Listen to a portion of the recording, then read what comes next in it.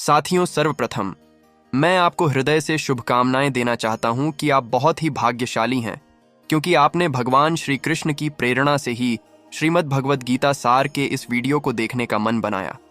मुझे पूरा विश्वास है कि इस वीडियो को पूरा अंत तक देखने और शांत मन से इसकी बातों को सुनने और समझने के बाद आपके विचारों और जीवन में बहुत ही सकारात्मक बदलाव आने वाले हैं। साथियों, मेरा खुद का अनुभव कहता है कि अगर आप इस बहुमूल्य ज्ञान का लाभ अधिक से अधिक लेना चाहते हैं तो इस गीता सार को पूरा अंत तक सुने। हर रोज सुबह और रात को सोने से पहले जरूर सुने और दूसरों को भी सुनाएं, क्योंकि जिस तरह खुशियां बांटने से खुशी मिलती है, उसी प्रकार वह जो चाहता है, चाहे खुशी पाना हो, चाहे सफलता पानी हो, या चाहे मैनेजमेंट सीखना हो, या चाहे अपनी जिंदगी बेहतर बनानी हो, या भगवान का साथ पाना हो, श्री भगवद गीता से ज्यादा महान कोई और दूसरी चीज नहीं हो सकती। आइए शुरू करते हैं। मैं कोशिश करूंगा कि आपको वह सारी बातें बिल्कुल सही तरीके से समझ में आ जाएं। दोस्तों, इस दुनिया में कुछ भी अच्छा या बुरा बिना किसी कारण के नहीं होता। एक बार पुराने टाइम में एक गांव में एक गरीब औरत रहती थी। उसको जब बच्चा हुआ तो वह बिल्कुल स्वस्थ था, लेकिन एक बार किसी घटना की वजह से उस बच्चे के हाथ की एक उंगली कट गई। वह बहुत दुखी हुई कि मेरे बच्चे के साथ यह क्या हुआ, और वो हमेशा भगवान को इस बात के लिए कोसती थी कि पता नहीं भगवान को मेरे से क्या दुश्मनी थी जो मेरे ही बच्चे की उंगली काटते समय बीतता गया। उस गांव में एक दिन साधु के वेश में एक मायावीर राक्षस आया। वह राक्षस अपनी शक्ति ज्यादा करने के लिए बहुत सारे बच्चों की बलि लेता था। उसने इस बच्चे को भी देख लिया, लेकिन जैसे ही वो उसकी बलि देने लगा तो उसको अपने गुरु की शर्त याद आ गई कि जिस भी बच्चे की बलि देनी हो तो उसके सभी अंग सही सलामत होने चाहिए। और उसको मजबूर होकर उस बच्चे को वापस घर भेज दिया। और उसकी माँ ने अपने बच्चों को सही सलामत देखा तो उसकी माँ को यह एहसास हुआ कि इस दुनिया में जो कुछ भी होता है, चाहे वह अच्छा हो रहा है, चाहे वह बुरा हो रहा है, वह कभी भी बिना किसी कारण के नहीं होता। तो दोस्तों, इससे हमें यह सीख मिलती है कि आप किसी भी हालत में कर्म किए बिना और उसका फल पाए बिना नहीं रह सकते। ऐसा हो ही नहीं सकता कि इंसान का शरीर एक सेकंड के लिए भी बिना कर्म किए रह सके। ऐसा हो ही नहीं सकता कि इस सृष्टि का एक कण एक सेकंड के लिए भी बिना किसी कर्म के रह सके। कर्म करना हमारे जीवन का अभिन्न हिस्सा है। अगर हम सोते हैं तो हमारा दिमाग नहीं होता है, हम सपने देखते हैं, सांस लेते हैं। हमारे शरीर के हर अंग में करोड़ों सूक्ष्म कण अपना काम करने में लगे रहते हैं। हम कर्म करने से कभी भी नहीं बच सकते, और भगवान यह भी बोलते हैं कि हमें किसी कर्म में बंद करके नहीं रखना चाहिए। हम जो भी करते हैं वह यह मानकर करे कि करने वाला मैं नहीं हूं, बल्कि करने वाला वह ऊपर वाला भगवान है। मैं तो केवल एक कारण मात्र हूं उसको करने के लिए। इस काम को मैं नहीं कर रहा हूं, बल्कि यह काम मेरे द्वारा हो रहा है, मेरे द्वारा कराया जा रहा है। और जब हमारी सोच इस लेवल की होगी तो हमें कभी भी कोई भी दुख नहीं मिलेगा, हमें कभी भी दुख नहीं होगा, हमें कभी घमंड नहीं होगा।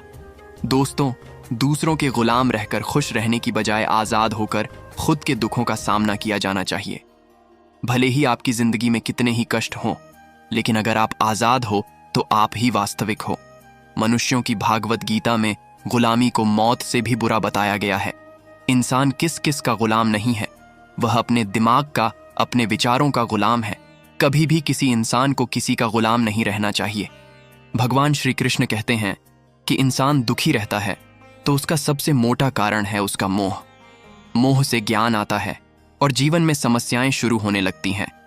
महाभारत में धृतराष्ट्र को दुर्योधन से इतना मोह था कि वह अपने पुत्र को गलत काम करने से भी रोक नहीं सके।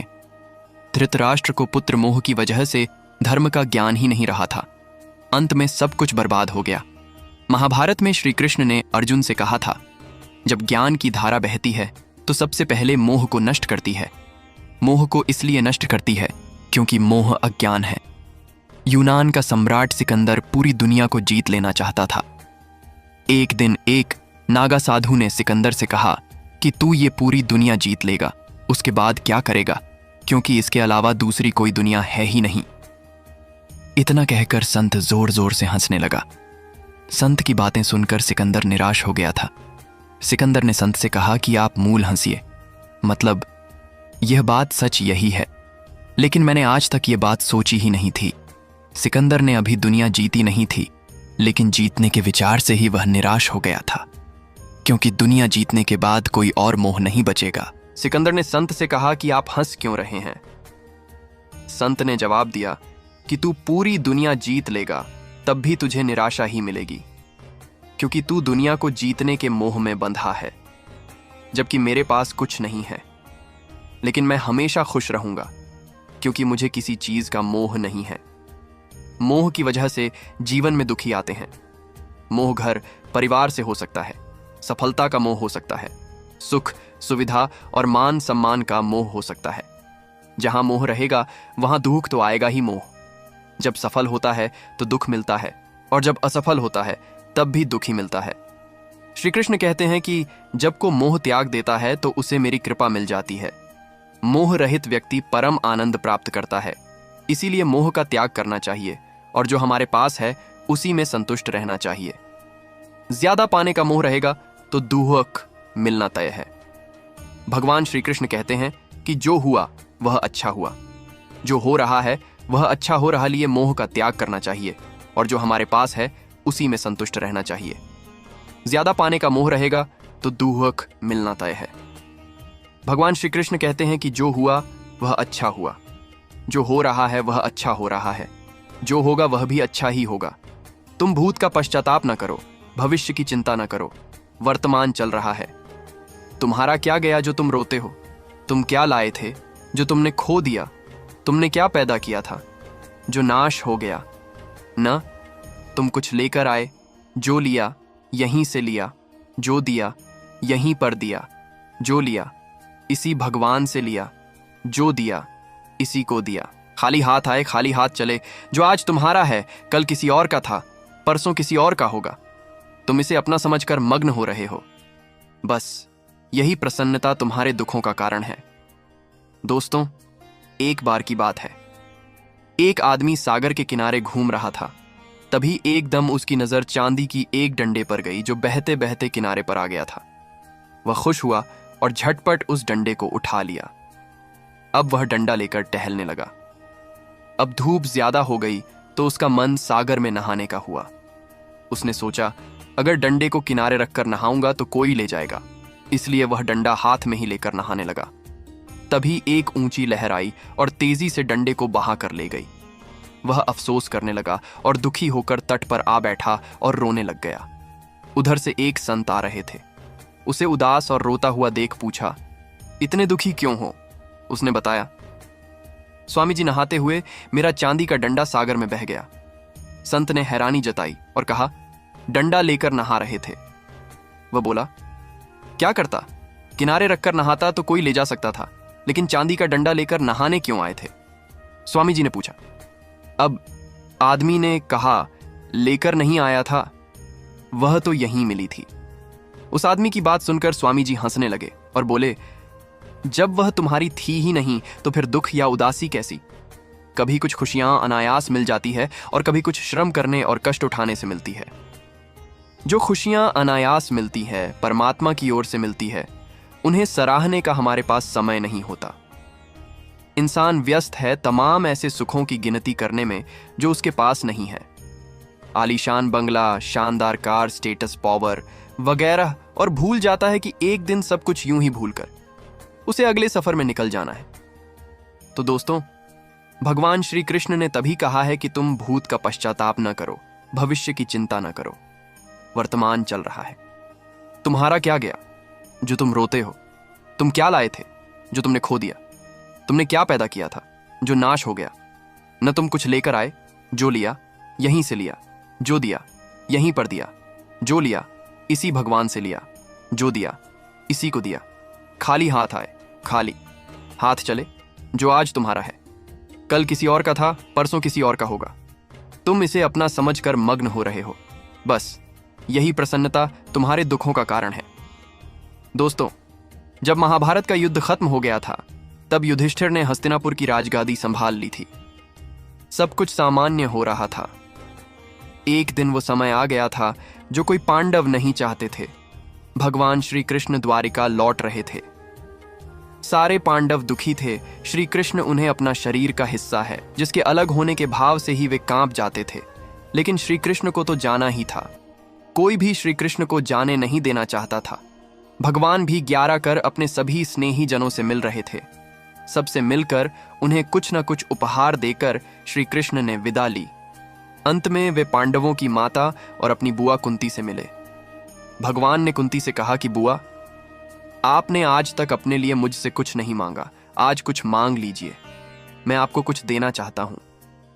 कुंती की आंखों में आंसू आ गए। उन्होंने रोते हुए कहा कि हे श्री कृष्ण, अगर कुछ देना ही चाहते हो तो मुझे दग दे दो, मैं बहुत सारा दुख चाहती हूं। श्री कृष्ण आश्चर्यचकित हो गए। श्री कृष्ण ने पूछा कि ऐसा क्यों बुआ, तुम्हें दुखी क्यों चाहिए? कुंती ने जवाब दिया कि जब जीवन में दुख रहता है तो तुम्हारा स्मरण भी रहता है, हर वक्त तुम याद आते हो। सुख में तो यदा कदा ही तुम्हारी याद आती है। तुम याद आओगे तो मैं तुम्हारी पूजा और प्रार्थना भी कर सकूंगी। तभी दोस्तों भगवान श्री कृष्ण कहते हैं कि जब भी मेरा भक्त सच्चे मन से मुझे पुकारेगा, मैं उसकी सहायता अवश्य करूंगा। दोस्तों, भगवान के नाम से सारे संकट दूर हो जाते हैं। मित्रों कहते हैं कि जैसी संगत वैसी पंगत और जैसी पंगत वैसा जीवन। आप लाख अच्छे हैं, लेकिन यदि आपकी संगत बुरी है तो आप बर्बाद हो जाएंगे। लेकिन यदि आप लाख बुरे हैं और आपकी संगत अच्छे लोगों से है और आप उनकी सुनते भी हैं, तो निश्चित ही आप आबाद हो जाएंगे। कौरवों के साथ शकुनी जैसे लोग थे तो पांडवों के साथ कृष्ण। शकुनी, मामा जैसी आपने संगत पाल रखी है तो आपका दिमाग चलना बंद ही समझो। कहते हैं कि अधूरा ज्ञान सबसे खतरनाक होता है। इस बात का उदाहरण है अभिमन्यु। अभिमन्यु बहुत ही वीर और बहादुर योद्धा था, लेकिन उसकी मृत्यु जिस परिस्थिति में हुई उसके बारे में सभी जानते हैं। मुसीबत के समय यह अधूरा ज्ञान किसी भी काम का नहीं रहता है। आप अपने ज्ञान में पारंगत बने। किसी एक विषय में तो दक्षता हासिल होना ही चाहिए। महाभारत में ऐसे कई मित्र थे जिन्होंने अपनी ही सेना के साथ विश्वासघात किया। ऐसे भी कई लोग थे जो ऐन वक्त पर पाला बदलकर कौरवों या पांडवों के साथ चले गए। शल्य और युयुत्सु इसके उदाहरण हैं। इसीलिए कहते हैं कि कई बार दोस्त के भेष में दुश्मन हमारे साथ आ जाते हैं और हमसे कई तरह के राज लेते रहते हैं। कुछ ऐसे भी दोस्त होते हैं जो दोनों तरफ होते हैं। जैसे कौरवों का साथ दे रहे भीष्म, द्रोण और विदुर ने अंततः युद्ध में पांडवों का ही साथ दिया। मित्रों, शकुनी ने पांडवों को फंसाने के लिए जुए का आयोजन किया था, जिसके चलते पांडवों ने अपना सब कुछ दांव पर लगा दिया था। अंत में उन्होंने द्रौपदी को भी दांव पर लगा दिया था। ये बात सभी जानते हैं कि फिर क्या हुआ तो जुए, सट्टे, षड्यंत्र से हमेशा दूर रहो। ये चीजें मनुष्य का जीवन अंधकार में बना देती हैं। मित्रों, महाभारत का युद्ध नहीं होता यदि कुछ लोग अपने वचनों पर संयम रख लेते। जैसे द्रौपदी, यदि दुर्योधन को अंधे का पुत्र भी अंधा नहीं कहती, महाभारत नहीं होती। शिशुपाल और शकुनी हमेशा चुभने वाली बातें ही करते थे, लेकिन उनका हश्र क्या हुआ यह सभी जानते हैं। सबक यह कि कुछ भी बोलने से पहले युद्ध उसी पर थोपा जाएगा या उसको सबसे पहले मारा जाएगा। महाभारत में पांडवों को यह बात श्री कृष्ण ने अच्छे से सिखाई थी। पांडव अपने बंधु बांधवों से लड़ना नहीं चाहते थे, लेकिन श्री कृष्ण ने समझाया कि जब किसी मसले का हल शांतिपूर्ण तरीके से नहीं होता तो फिर युद्ध ही एकमात्र विकल्प बच जाता है। कायर लोग युद्ध से पीछे हटते हैं। युद्ध भूमि पर पहुंचने के बाद भी अर्जुन युद्ध नहीं करना चाहता था। तब भगवान श्री कृष्ण ने उससे कहा कि न कोई मरता है और न कोई मारता है, सभी निमित्त मात्र है। आत्मा अजर और अमर है, इसलिए मरने या मारने से क्या डरना। जीवन में हमेशा दानी, उदार और दयालु होने से काम नहीं चलता। महाभारत में जिस तरह से कर्ण की जिंदगी में उतार चढ़ाव आए, उससे यही सीख मिलती है कि इस क्रूर दुनिया में अपना अस्तित्व बनाए रखना कितना मुश्किल होता है। इसीलिए समय के हिसाब से बदलना जरूरी होता है, लेकिन वह बदलाव ही उचित है जिसमें सभी का हित हो। कर्ण ने खुद को बदलकर अपने जीवन के लक्ष्य तो हासिल कर लिया, लेकिन वे फिर भी महान नहीं बन सके, क्योंकि उन्होंने अपनी शिक्षा का उपयोग समाज से बदला लेने की भावना से किया। बदले की भावना से किया गया कोई भी कार्य आपके समाज का हित नहीं कर सकता। समाज ने एक महान योद्धा कर्ण को तिरस्कृत किया था, जो समाज को बहुत कुछ दे सकता था। लेकिन समाज ने उसकी कद्र नहीं की, क्योंकि उसमें समाज को मिटाने की भावना थी। कर्ण के लिए शिक्षा का उद्देश्य समाज की सेवा करना नहीं था, अपितु वो अपने सामर्थ्य को आधार बनाकर समाज से अपने अपमान का बदला लेना चाहता था। समाज और कर्ण दोनों को ही अपने अपने द्वारा किए गए अपराध के लिए दंड मिला है और आज भी मिल रहा है। कर्ण यदि यह समझता कि समाज व्यक्तियों का एक भाग मात्र है जिसे हम लोगों ने ही बनाया है, तो संभव वह समाज को बदलने का प्रयास करता, न कि समाज के प्रति घृणा करता। ईमानदार और बिना शर्त समर्थन देने वाले दोस्त भी आपका जीवन बदल सकते हैं। पांडवों के पास भगवान श्री कृष्ण थे, तो कौरवों के पास महान योद्धा कर्ण थे। इन दोनों ने ही दोनों पक्षों को बिना शर्त अपना पूरा साथ और सहयोग दिया था। यदि कर्ण को छल से नहीं मारा जाता तो कौरवों की जीत तय थी। पांडवों ने हमेशा श्री कृष्ण की बातों को ध्यान से सुना और उस पर अमल भी किया, लेकिन दुर्योधन ने कर्ण को सिर्फ एक योद्धा समझकर उसका पांडवों की सेना के खिलाफ इस्तेमाल किया। यदि दुर्योधन कर्ण की बात मानकर कर्ण को घटोत्कच को मारने के लिए दबाव नहीं डालता, तो इंद्र द्वारा दिया गया जो अमोघ अस्त्र कर्ण के पास था, उससे अर्जुन मारा जाता। धृतराष्ट्र अपने पुत्रों को लेकर जरूरत से ज्यादा ही भावुक और अशक्त थे। यही कारण रहा कि उनका एक भी पुत्र उनके वश में नहीं रहा। वे पुत्र मोह में भी अंधे थे। इसी तरह महाभारत में हमें ऐसे कुछ पात्र मिलते हैं जो अपनी भावुकता के कारण मूर्ख ही सिद्ध होते हैं। जरूरत से ज्यादा भावुकता कई बार इंसान को कमजोर बना देती है और वो सही गलत का फर्क नहीं पहचान पाता। कुछ ऐसा ही हुआ महाभारत में धृतराष्ट्र के साथ, जो अपने पुत्र मोह में आकर सही गलत का फर्क भूल गए। व्यक्ति के जीवन में उसके द्वारा हासिल शिक्षा और उसकी कार्य योग्यता ही काम आती है। दोनों के प्रति एकलव्य जैसा जुनून होना चाहिए, तभी वह हासिल होती है। अगर आप अपने काम के प्रति जुनूनी हैं, तो कोई भी बाधा आपका रास्ता नहीं रोक सकती। इंसान की जिंदगी जन्म और मौत के बीच की कड़िड़ही भर है। यह जिंदगी बहुत छोटी है, कब दिन गुजर जाएंगे आपको पता भी नहीं चलेगा। इसलिए प्रत्येक दिन का भरपूर उपयोग करना चाहिए। कुछ ऐसे भी कर्म करना चाहिए जो आपके अगले जीवन की तैयारी के हो। ज्यादा से ज्यादा कार्य करो। घर और कार्यालय के अलावा भी ऐसे कार्य करो जिससे आपकी सांता ने आपको याद रखे।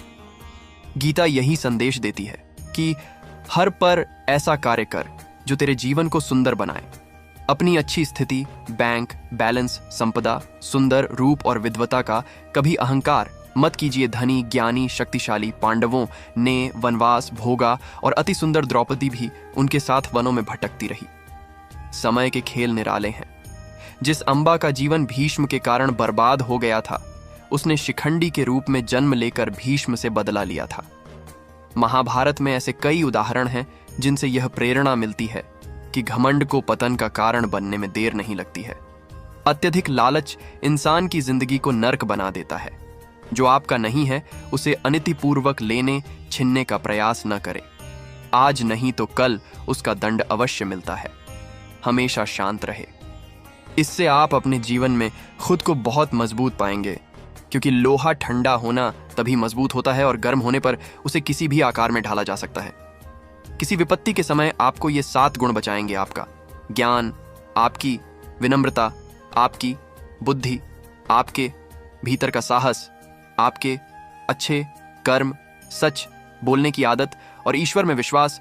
आत्मा हमेशा जानती है कि सही क्या है और गलत क्या है, लेकिन मनुष्य के सामने चुनौती तो मन को समझने की होती है। मुश्किल समय में व्यक्ति अकेला हो जाता है, लेकिन मुश्किलों की वजह से वही व्यक्ति मजबूत हो जाता है। जो आपको सम्मान दे उसी को सम्मान दीजिए। हैसियत देखकर सर झुकाना कायरता का लक्षण है। अर्जुन, जो न कभी हर्षित होता है, न किसी से द्वेष करता है, न शोक करता है, न कामना करता है, जो शुभ और अशुभ संपूर्ण कर्मों का त्यागी है, वह ज्ञानी मनुष्य मुझे अति प्रिय है। मुझे पाने के 3 तरीके हैं, ध्यान योग, ज्ञान योग और कर्म योग, और इन सब में कर्म योग सबसे प्रधान है। जिस प्रकार मनुष्य अपने पुराने वस्त्रों का त्याग कर नए वस्त्र धारण करता है, ठीक उसी प्रकार आत्मा पुराने शरीर को त्याग कर नए शरीर को धारण करती है। यही प्रकृति का नियम है। इस सत्य को स्वीकार करके भय मुक्त होकर आज में जीना चाहिए। किसी पर विश्वास करना हो तो उसकी बातों पर नहीं, उनकी हरकतों पर ध्यान दो। गुस्से के समय थोड़ा रुक जाने से और गलती के समय झुक जाने से जिंदगी और भी आसान हो जाती है। भगवान श्री कृष्ण कहते हैं, जो मनुष्य मुझे जान लेता है उसके लिए इस संसार में और कुछ भी जानना शेष नहीं रहता। ऐसा मनुष्य जन्म मरण के बंधनों से मुक्त हो जाता है। जो मनुष्य भगवत गीता को पढ़कर उस पर अमल करता है उसके सारे दुष्कर्म का प्रभाव समाप्त हो जाता है। जो भाग्य में है वह भाग कर आएगा और जो भाग्य में नहीं है वह आकर भी भाग जाएगा। जैसे हवा के झोंके नाव को भटका देते हैं, वैसे ही मनुष्य की इच्छाएं बुद्धि को भटका देती हैं। एक समझदार व्यक्ति वही है जो दूसरों को देखकर उनकी विशेषताओं से सीखता है, उनसे तुलना नहीं करता। शस्त्र केवल शरीर को घायल कर सकते हैं, किंतु शब्द आत्मा को भी घायल कर देते हैं। जो मनुष्य अपने को परमात्मा से अलग नहीं समझता है और न ही इस शरीर से अपना कोई संबंध मानता है, वह सदा के लिए जन्म मरण से मुक्ति पा लेता है। खुश रहना है तो जिंदगी के फैसले अपनी परिस्थितियों को देख कर ले, दुनिया को देखकर। जो फैसले लेते हैं वे हमेशा दुखी रहते हैं। जो व्यक्ति आध्यात्मिक जागरूकता के शिखर तक पहुंच चुके हैं उनका मार्ग है निस्वार्थ कर्म, और जो भगवान के साथ संयोजित हो चुके हैं उनका मार्ग है स्थिरता और शांति। श्री कृष्ण कहते हैं, जो इंसान सिर्फ खुद के लिए जीता है उसका एक दिन मरण होगा, और जो इंसान दूसरों के लिए जीता है उसका सदैव स्मरण होगा। दूसरों को नियंत्रित करने वाला शक्तिशाली हो सकता है, लेकिन स्वयं को नियंत्रित करने वाला उससे भी अधिक शक्तिशाली होता है। जो आप पाना चाहते हैं मांगने से नहीं मिलेगा, आपको उसके लायक बनना होगा। अहंकार मनुष्य से वह सब कुछ करवाता है जो अंत में उसी के विनाश का कारण बनता है। इसलिए जीवन में जितना जल्दी हो सके अपना अहंकार त्याग दे। कुएं में उतरने के बाद बाल्टी झुकती है, लेकिन झुकने के बाद भरकर ही निकलती है। जीवन भी कुछ ऐसा ही है। जो झुकता है वह अवश्य ही कुछ न कुछ लेकर ही उठता है। यही जिंदगी जीने का सार है। कर्म तेरे अच्छे हैं तो किस्मत तेरी दासी है, नीयत तेरी अच्छी है तो घर में मथुरा काशी है। हमेशा याद रखिए, जो होता है अच्छे के लिए होता है। कभी कभी विपरीत परिस्थितियां हमारी वर्तमान स्थिति को अच्छा करने के लिए आती है। गीता में श्री कृष्ण ने कहा है कि मनुष्य को फल की इच्छा छोड़कर कर्म पर ध्यान देना चाहिए। मनुष्य जैसा कर्म करता है उसे फल भी उसी के अनुरूप मिलता है। इसलिए व्यक्ति को अच्छे कर्म करते रहना चाहिए। हमारा मन ही हमारे दुखों का कारण होता है।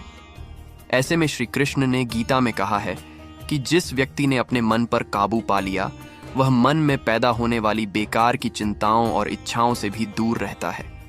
साथ ही व्यक्ति को अपने लक्ष्य को भी आसानी से प्राप्त कर लेता है। क्रोध में व्यक्ति नियंत्रण खो बैठता है और आवेश में आकर गलत कार्य कर देता है। यहां तक कि कभी कभी गुस्से में व्यक्ति खुद का अहित कर बैठता है। गीता में श्री कृष्ण ने बताया है कि क्रोध को खुद पर हावी नहीं होने देना चाहिए। यदि गुस्सा आए तो स्वयं को शांत रखने का प्रयास करें। कामयाब होना है तो एक बात गांठ बांध लो, पांव भले ही फिसल जाए लेकिन जुबान कभी नहीं फिसलनी चाहिए। परिवार को मालिक बनकर नहीं बल्कि मालिक बनकर संभालो, क्योंकि जो ध्यान तो सबका रखता हो पर अधिकार किसी पर नहीं जताता हो। श्री कृष्ण कहते हैं, आलसी व्यक्ति कभी सफल नहीं हो सकता। जिसको जीवन में आराम करना बेहद प्यारा है उसे मेहनत करना अच्छा नहीं लगता। भला वह व्यक्ति कैसे सफल हो सकता है? इसलिए अगर आप कोई काम करना चाहते हैं तो अभी से आलस को त्याग दीजिए। अपने काम को कभी कल पर नहीं चाहिए, क्योंकि ऐसा व्यक्ति समय को महत्वपूर्ण न समझकर उसे व्यर्थ ही गंवाता है और अंत में उसके पास कुछ भी करने के लिए समय नहीं बचता। साथियों, जरा सोचिए, एक गलत पासवर्ड से अगर आपका मोबाइल नहीं खुल सकता तो गलत तरीके से जीवन जीने से खुशियों के दरवाजे भला कैसे खुलेंगे? दूसरों की जिंदगियों में झांकने से कुछ नहीं मिलने वाला। यकीन मानिए, आपकी जिंदगी में भी ऐसा बहुत कुछ है जो इंतजार कर रहा है कि आप अपनी जिंदगी में झांके। गीता के अनुसार व्यक्ति को संदेह या संशय का स्थिति में नहीं रहना चाहिए। जो लोग संशय की स्थिति में रहते हैं उनका भला नहीं हो सकता है। जीवन में स्पष्ट नजरिया होना चाहिए। श्री कृष्ण कहते हैं, वह किसी के भाग्य के निर्माता नहीं है, व्यक्ति खुद अपना भाग्य लिखता है। आप जैसा बीज बोएं आप वैसी ही फसल काटेंगे, आप जैसा कर्म करेंगे आपको वैसे ही परिणाम मिलेंगे। यदि विद्यार्थी मन लगाकर मेहनत करेंगे तो परीक्षा में अवश्य सफल होंगे। इसलिए हर व्यक्ति का भाग्य भी तभी बदलेगा जब वह अपना कर्म करेगा। संदेह से परे होकर जब आप भगवान से प्यार करते हैं तो आप हर चीज से प्यार करते हैं। संसार में सबसे ताकतवर व्यक्ति वही होता है जो धोखा खाने के बाद भी लोगों की भलाई करना नहीं भूलता। श्री कृष्ण कहते हैं, सीधे इंसान को कभी धोखा मत देना, क्योंकि सीधे इंसान का जवाब ऊपर वाला अलग तरीके से देता है। हर जलते दिए तले अंधेरा होता है, हर रात के पीछे सवेरा होता है। लोग डर जाते हैं मुसीबत देखकर, मगर हर मुसीबत के पीछे सफलता होती है। अपनी वर्तमान अप्रिय अवस्था से मुक्त होना चाहते हो तो अपनी मानसिक निर्बलता को दूर करो। मजबूत मन के साथ ही परिवर्तनशील निर्णय लिए जा सकते हैं। उस मनुष्य की ताकत का कोई मुकाबला नहीं कर सकता जिसके पास सब्र की ताकत होती है। गलत लोगों की हार उसी वक्त तय हो जाती है जब सही लोग अपने आप चुप हो जाते हैं। यह आवश्यक नहीं कि हर स्थान पर हम उत्तर दें। कुछ बातें हमें ईश्वर को ही सौंप देनी चाहिए, क्योंकि जब ईश्वर उत्तर देता है तो सारा संसार मौन होकर सुनता है। मन कभी सही सोचता है तो कभी गलत, क्योंकि आत्मा में प्यार का संस्कार भी है और नफरत का भी। जिस संस्कार को ज्यादा इस्तेमाल करोगे वही आपका स्वभाव बनता जाएगा। अब यह आपका चुनाव है। क्या आप प्यार चुनते हो या नफरत? नफरतों में क्या रखा है? मोहब्बत से जीना सीखो, क्योंकि यह दुनिया न तो तुम्हारा घर है न ही तुम्हारा ठिकाना। जब दिल में मैल, तबीयत में जिद और शब्दों में मुकाबला आ जाए तो यह तीनों जीत जाते हैं, मगर तब हारते हैं तो सिर्फ रिश्ते। मन चंचल होता है, यह इधर उधर भागता है और किसी कार्य की एकाग्रता का दुश्मन है। लेकिन यदि यह व्यक्ति के वश में हो जाए तो इससे अच्छा कोई मित्र नहीं। इसलिए मन को एकाग्र करना जरूरी है, और मन को एकाग्र करने के लिए बस कम प्रयास और अभ्यास की जरूरत होती है। श्री कृष्ण कहते हैं, कोई भी मौका दे तो उसे धोखा मत देना, और कोई धोखा दे तो उसे दोबारा मौका मत देना। मिलावट का द्वार है, हम में हां मिला दिया करो, संबंध लंबे समय तक टिके रहेंगे। आप कितने भी अच्छे हो, चाहे आप कितना भी अच्छा काम कर लो, पर एक बात हमेशा याद रखना, जो आपको गलत समझता है वह मरते दम तक आपको गलत ही समझेगा। भगवान इंसान की गलतियां माफ करता है, चालाकियां नहीं। जो होकर भी ना हो उसका होना कैसा। अगर रिश्ता बस नाम का हो तो फिर रोना कैसा। भगवान कहते हैं, मेरे लिए न तो कोई गणित है, न कोई प्रिय, न कोई मित्र है, न ही कोई शत्रु, न कोई निर्धन है और न ही कोई धनी। बस जो भक्ति भाव के साथ मुझे याद करते हैं, मैं उनका हूं और वह मेरे। किसी भी व्यक्ति के अपने जीवन में सफल न होने का सबसे मुख्य कारण होता है, जीवन में वही व्यक्ति सफल होता है जिसे खुद पर भरोसा हो। जिस व्यक्ति को खुद पर भरोसा नहीं होता वह कभी सफल नहीं हो सकता।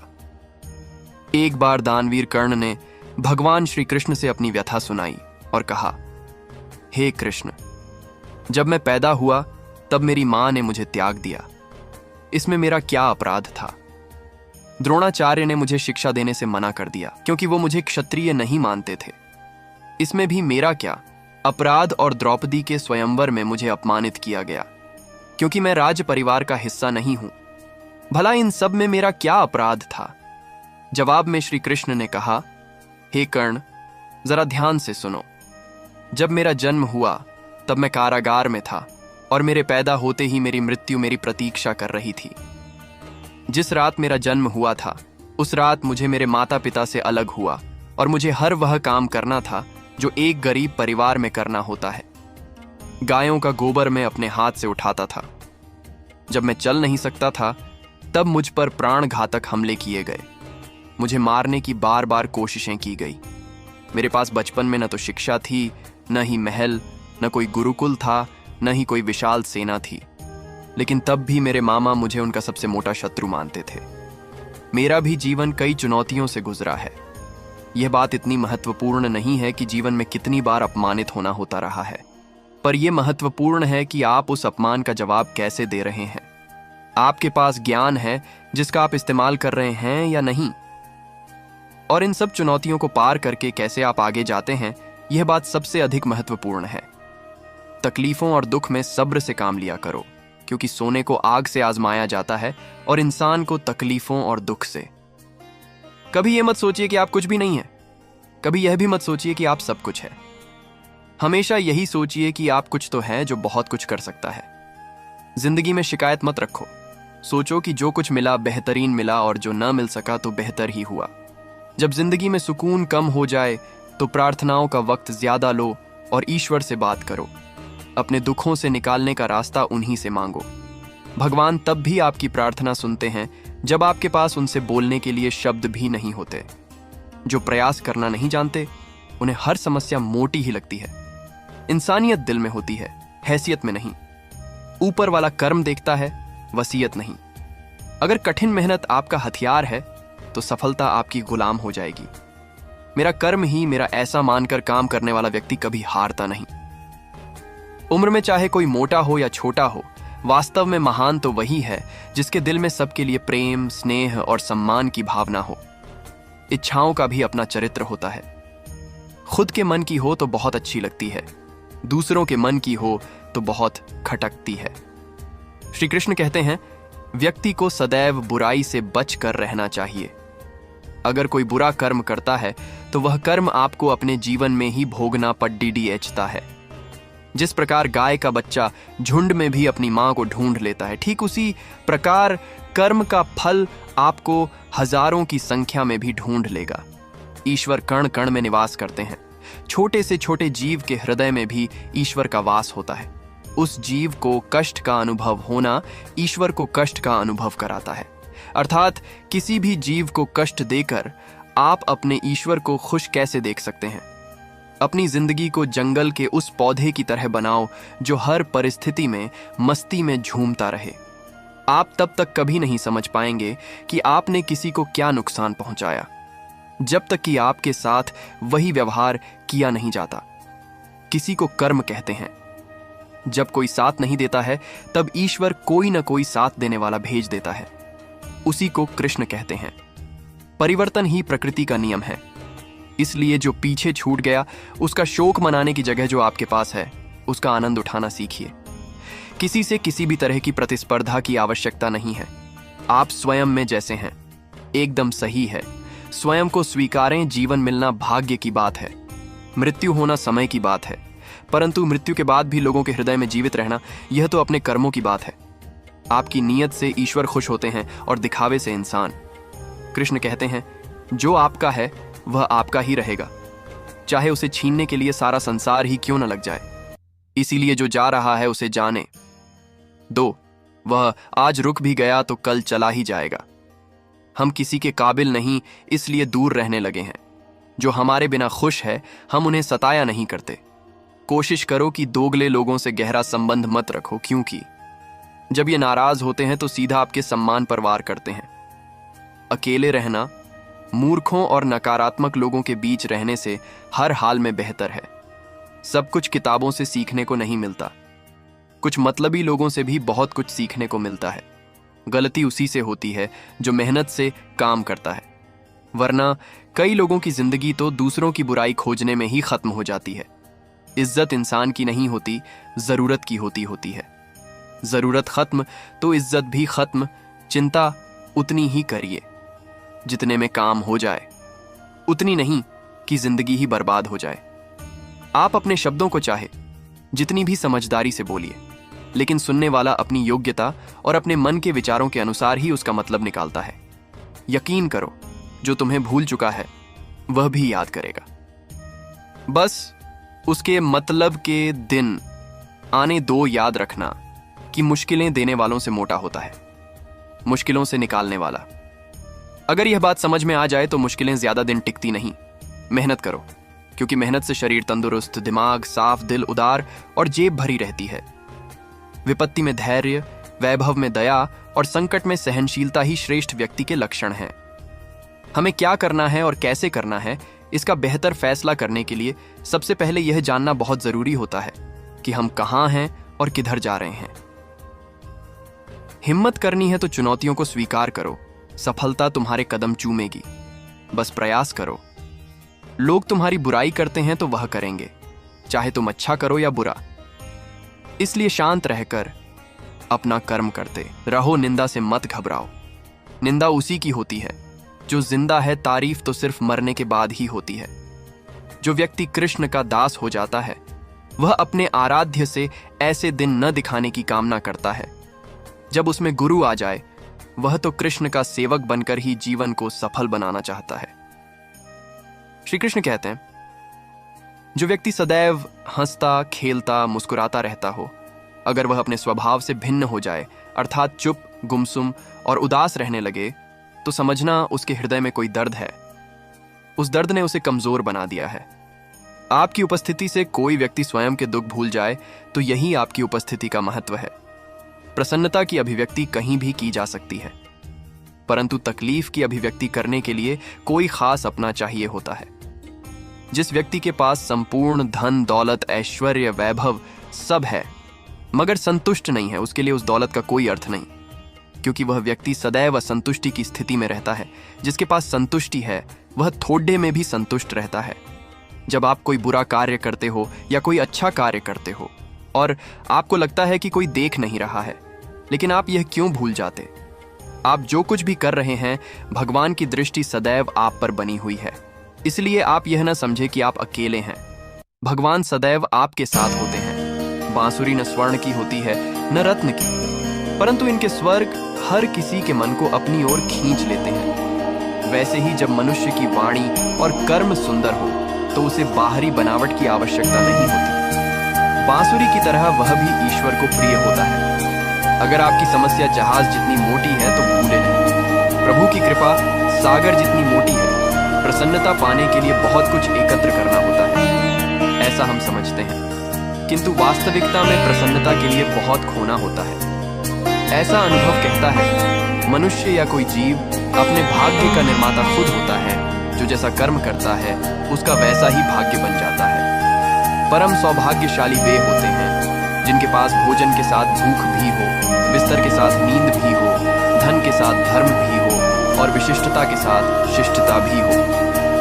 दृढ़ इच्छा शक्ति वो शस्त्र है जिसके साथ तुम्हारे ध्यान और क्षमता में आश्चर्यजनक परिवर्तन आता है। कहते हैं मन के हारे हार है और मन के जीते जीत। अर्थात जिस प्रकार सकारात्मक विचारों से सफलता मिलती है, ठीक उसी प्रकार नकारात्मक विचार सफलता की मार की ओर अग्रसर करते हैं। क्योंकि जैसा हम सोचते हैं वैसा ही हम बन जाते हैं और अपने विचारों के माध्यम से ही हमें नकारात्मक और सकारात्मक परिणाम मिलते हैं। इसलिए अपनी सोच को हमेशा सकारात्मक रखें। मनुष्य एक ऐसा प्राणी है जो कर्म करता है, इसलिए कर्म करना प्रत्येक व्यक्ति का धर्म भी है। कर्म करने वाला व्यक्ति ही कर्मवीर कहलाता है। इसलिए कर्म करते रहना खाली बैठने से बेहतर होता है। जरा ध्यान कीजिए, कलयुग चल रहा है, इसलिए यह विचार दिल से निकाल दीजिए कि बिना मतलब के कोई आपसे रिश्ता रखेगा। अपने पास ऐसा जरूर कुछ बचा कर रखिए कि लोग उसे पाने के लिए आपसे मिले रहें। खुद को खाली मत होने देना, क्योंकि लोग खाली चीजों को कचल टीढ़े के डिब्बे में डाल देते हैं। जरा सोचिए, जब जन्म और मृत्यु दोनों ईश्वर की मर्जी से होते हैं तो इन दोनों के बीच की व्यवस्थाएं हमारी मर्जी से कैसे हो सकती हैं? जीवन में जब भी हम कुछ बुरा कर रहे हैं और हमें लगता है कि हम किसी दूसरे के साथ ऐसा कर रहे हैं, यह हमारी भ्रांति होती है। वास्तव में बुरा तो हम अपने ही साथ कर रहे हैं, क्योंकि हमारे कर्मों का अंतिम फल हमें ही भोगना होता है। हम जो भी बोल रहे हैं उसकी फसल हमें काटनी है। इंच इंच का हिसाब होता है। ईश्वर के न्याय में कुछ भी बेहिसाब नहीं जाता।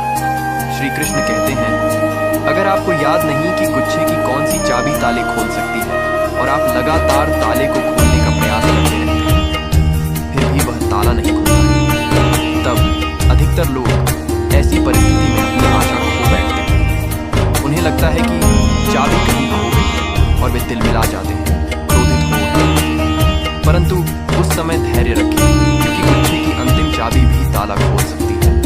इसलिए जीवन में जब भी हिम्मत टूटने लगे तो इस कहानी को याद करें। एक समय की बात है, एक राज्य था। उसके राजा की सभी आसपास के राज्यों के साथ बहुत अच्छी मित्रता थी। सभी का वहां आना जाना लगातार लगा रहता था, इसलिए सभी राज्य उनके लिए आए दिन कुछ न कुछ भेजते रहते थे। कभी आभूषण हो तो कभी खाने का, कुछ हो तो कभी वस्त्र इत्यादि कुछ न कुछ हमेशा देते रहते थे। एक दिन उनके दरबार में एक विदेशी मेहमान आया और उसने जाते समय राजा की आव भगत से खुश होकर राजा को एक विशेष पत्थर उपहार में दिया। राजा को वह पत्थर बहुत ही अच्छा लगा। राजा ने अपने मंत्री को उस पत्थर से भगवान की मूर्ति बनवाने का आदेश दिया। राजा उस पत्थर से बनी मूर्ति को अपने राज्य मंदिर में लगवाना चाहते थे। राजा की अनुमति लेकर मंत्री राज्य के सबसे अच्छे मूर्तिकार के पास जाता है और उसको पत्थर देकर कहता है कि इससे भगवान की एक अच्छी सी मूर्ति बना दो, इसके बदले में तुमको जो चाहिए वह मिलेगा और साथ ही 700 सोने की मोहर दी जाएगी। यह सुनकर मूर्तिकार बहुत खुश हो जाता है। वह अपनी सभी वस्तुएं और औजार लेकर काम शुरू करता है। वह उस पत्थर पर मारने लगता है जिससे कि उसकी अच्छी सी मूर्ति बना सके। कई बार चोट मारने पर भी वह पत्थर नहीं टूटा। उसने उस पत्थर पर लगभग 50 चोटें मारी पर वह पत्थर टूटा ही नहीं। अंत में एक चोट और मारकर वह कहता है, अब यह काम मुझसे नहीं होगा। अरे, जब इतनी चोटें खाने के बाद भी यह पत्थर नहीं टूटा तो अब क्या खाक टूटेगा। वह उस पत्थर को वापस मंत्री को दे देता है और कहता है, क्षमा करें, इसकी मूर्ति नहीं बन सकती। लेकिन मंत्री को तो किसी भी हाल में मूर्ति बनवानी थी। राजा का आदेश जो था। मंत्री उस पत्थर को लेकर दूसरे एक साधारण से मूर्तिकार के पास जाता है। जैसे ही वह मूर्तिकार उस पत्थर पर पहली चोट मारता है तो वह पत्थर टूट जाता है। पत्थर टूट गया तो वह उसकी मूर्ति बनाने लगा। मूर्ति बनाकर उसने मंत्री को दी और बदले में मंत्री ने उसे सोने की मोहर दे दी। अब वह मंत्री जाते जाते एक ही बात सोच रहा था कि अगर उस पहले वाले मूर्तिकार ने एक अंतिम प्रयास और किया होता तो यह सोने की मोहर उसकी हो जाती। यह कहानी हमें क्या सिखाती है कि कई बार हम बहुत मेहनत करते हैं लेकिन फिर भी काम को अधूरा रहने देते हैं, यह सोचकर कि अगर अब तक नहीं हुआ तो आगे भी नहीं होगा। यह शायद मेरे लिए है ही नहीं, यह मेरी किस्मत में ही नहीं है, यह मुझसे नहीं होगा। पर असलियत में आपको एक बार और करने की जरूरत है। अब एक दिन मेहनत और करने की जरूरत है, एक दिन धैर्य और रखने की जरूरत है। शायद जिस वक्त आप उस काम को त्याग रहे हो उसके अगले ही बार वह काम हो जाए और हम उसे त्याग देते हैं, अपने गोल्स को भी त्याग देते हैं, अपने सपनों को त्याग देते हैं, अपनी जीत को त्याग देते हैं। साथियों, कुछ समय तक आपका काम नहीं हुआ इसका मतलब यह नहीं है कि आप रुक जाएं या हार मान लें, क्योंकि मेहनत अपना असर जरूर दिखाती है, किसी को जल्दी तो किसी को देर से। असर दिखाती जरूर है तो हारो मत, बस मेहनत करते रहो, नए नए तरीके ढूंढते रहो जिससे आपका काम हो जाए, जिससे आपको आपके फल मिल जाए, जिससे आप सफल हो जाए। क्योंकि अगर आप रुक गए तो वह जो सोने की मोहरें हैं ना, वह कोई और ले जाएगा। साथियों, जीवन में अगर आपको कठिनाइयां मिल रही है तो घबराइए नहीं, क्योंकि वो हमें गुलाब की तरह खेलना चाहते हैं। तो कांटों से तालमेल की कला सीखनी ही होगी। कमल को देखा है ना, गंदगी में भी कितनी शान से लहराता है। बस यही तो है जीवन के साथ तालमेल की कला। मुस्कुराओ की जिंदगी बहुत खूबसूरत है और मुस्कुराहट के लिए यह वजह ही काफी है कि ईश्वर हमसे प्रेम करता है। भगवान श्री कृष्ण ने जो गीता का ज्ञान अर्जुन को दिया था वह संदेश पूरे मानव जाति के लिए उपयोगी है। भगवान श्री कृष्ण कहते हैं कि आज जो तेरा है कल बीता हुआ, कल किसी और का था और कल आने वाला कल किसी और का हो जाएगा। अतः तू संपत्ति और वस्तुओं से आसक्ति मत पाल, ये तेरी मृत्यु के बाद यहीं रखे रह जाएंगे। अर्जित करना है तो परिवार का प्रेम और अपनत्व अर्जित कर, जो हमेशा तेरे साथ रहेगा। शिष्य या पुत्र को ज्ञान देना माता पिता व गुरु का कर्तव्य है, लेकिन सिर्फ ज्ञान से कुछ भी हासिल नहीं होता। बिना विवेक और सद्बुद्धि के ज्ञान कर्म या विनाश का कारण ही बनता है। इसलिए ज्ञान के साथ विवेक और अच्छे संस्कार देना भी जरूरी है। हमने ऐसे कई व्यक्ति देखे हैं जो है तो ज्ञानी, लेकिन व्यक्तित्व ऐसे दब्बू या खब्बू हैं या किसी जंगल में धूनी रमाकर बैठे हैं। उनके ज्ञान से न तो परिवार का हित हो रहा है और न समाज का। ऐसे लोगों को कहते हैं अपने मियाँ मिट्ठू खुद लिखे और खुद ही बांचे। मित्रों, न्याय व्यवस्था वही कायम रख सकता है जो दंड को सही रूप में लागू करने की क्षमता रखता हो। यह चिंतन घातक है कि अपराध से घृणा करो, अपराधी से नहीं, दुनिया भर की जेलों से। इसके उदाहरण प्रस्तुत किए जा सकते हैं कि जिन अपराधियों को सुधारने की दृष्टि से पुनर्वास कार्यक्रम चलाए गए, उन्होंने समाज में जाकर फिर से अपराध को अंजाम दिया है। अपराधी को हर हाल में दंड मिलना ही चाहिए। यदि उसे दंड नहीं मिलेगा तो समाज में और भी अपराधी पैदा होंगे और फिर इस तरह संपूर्ण समाज ही अपराधियों का समाज बन जाएगा। युधिष्ठिर के अहिंसा में उनके विश्वास को देखते हुए युद्ध के बाद भीष्म को उन्हें उपदेश देना पड़ गया। धर्म में हमेशा दंड की जरूरत होती है, क्योंकि प्रत्येक समाज में अपराधी तो होंगे ही। दंड न देना सबसे मोटा अपराध होता है। न्याय हमेशा उन लोगों के साथ होता है जो शक्तिशाली हैं या जो न्याय पाने के लिए प्राणपण से उत्सुक हैं, जिन्होंने अपने लिए न्याय मांगा है। उनके साथ ईश्वर ने न्याय किया भी है। मांगोगे नहीं तो मिलेगा भी नहीं। यह प्रकृति का नियम है। गुरु द्रोणाचार्य ने कर्ण और एकलव्य के साथ जरूर अन्याय किया था, लेकिन आज दुनिया अर्जुन को सर्वश्रेष्ठ धनुर्धर नहीं मानती, क्योंकि कर्ण और एकलव्य ने हमेशा न्याय की मांग की और अंत में आज दुनिया उन्हें श्रेष्ठ धनुर्धर मानती। महाभारत हमें सिखाती है कि न्याय की रक्षा करना कितना जरूरी है, लेकिन यह भी एक कटु सत्य है कि न्याय सिर्फ शक्तिशाली लोगों के साथ ही है।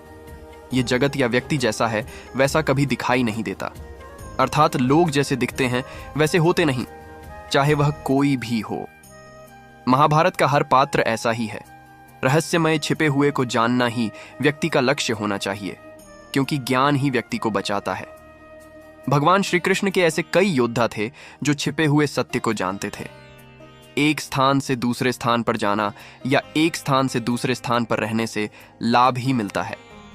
पांडवों को हस्तिनापुर नहीं रहे, 2 बार जंगल में रहे और अंत में उनको जब खांडोप्रस्थ मिला तो वे वहां चले गए।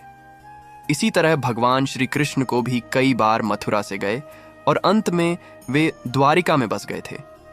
कई बार लोगों को व्यापार या नौकरी के लिए दूसरे शहर या देश में जाना होता है। जीवन हो या युद्ध, सभी जगह गोपनीयता का महत्व है।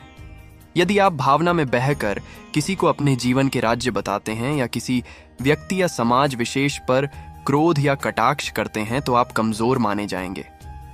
महाभारत में ऐसे कई मौके आए जबकि नायकों ने अपने राज्य ऐसे व्यक्ति के समक्ष खोल दिए जो राज्य जानने ही आया था, जिसके चलते ऐसे लोगों को मुंह की खानी पड़ी।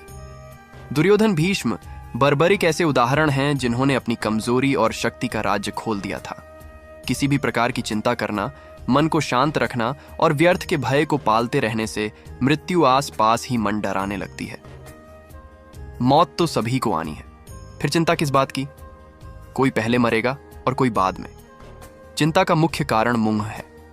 जेल खाना, दवा खाना या पागल खाना वह व्यक्ति जाता है जिसने धर्म सम्मत या संयमित जीवन नहीं जिया, बहुत महत्वाकांक्षी है, या जिसने धन और शक्ति के आधार पर रिश्ते बना रखे हैं, या जिसे अपनी संपत्ति की सुरक्षा की चिंता है। महाभारत को देखने या सुनने से हमें यही शिक्षा मिलती है कि चिंता मुक्त जीवन जीना सबसे महान दौलत है। तो दोस्तों, कैसा लगा आपको ये वीडियो? कमेंट, लाइक करके जरूर बताएं। ऐसे ही वीडियो और पाने के लिए हमारे चैनल को सब्सक्राइब करें।